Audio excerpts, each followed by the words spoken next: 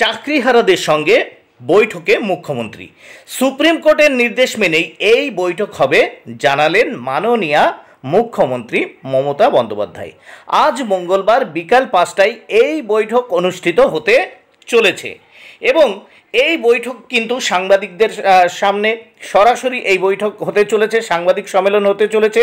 সেখানে কিন্তু যারা চাকরিহারা শিক্ষক শিক্ষিকা তাদের যারা নেতৃবৃন্দ আছে তাদের সঙ্গে তিনি আলোচনায় বসবেন। পাশে আছেন দিদি। আজ বিকেলে চাকরিহারাদের সঙ্গে বৈঠকে মুখ্যমন্ত্রী।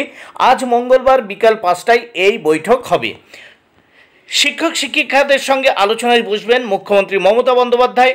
আজ মঙ্গলবার বিকাল 5টায় এই বৈঠক হবে। মুখ্যমন্ত্রী মমতা বন্দ্যোপাধ্যায় নিজেই ফেসবুক পেজ থেকে এই বার্তা দিয়েছেন। তবে আবারও তিনি বারবার এটা কিন্তু বলেই দিয়েছেন যে সুপ্রিম কোর্টের যে নির্দেশ রয়েছে 31শে মের মধ্যে বিজ্ঞপ্তি প্রকাশ করতে হবে। সেই যে বিজ্ঞপ্তি প্রকাশের কথা সেটা কিন্তু মাথায় রেখেই আজকের যে বৈঠক সেই বৈঠক কিন্তু সম্পন্ন হবে। তাই তিনি তার ফেসবুক পোস্টে মাননীয়া তার ফেসবুক পোস্টে কিন্তু অলরেডি লিখেছেন এটাই যে সুপ্রিম কোর্টের যে নির্দেশ সেই নির্দেশ মেনেই আজকের এই বৈঠক হবে চাকরিহারা শিক্ষক শিক্ষিকাদের সঙ্গে।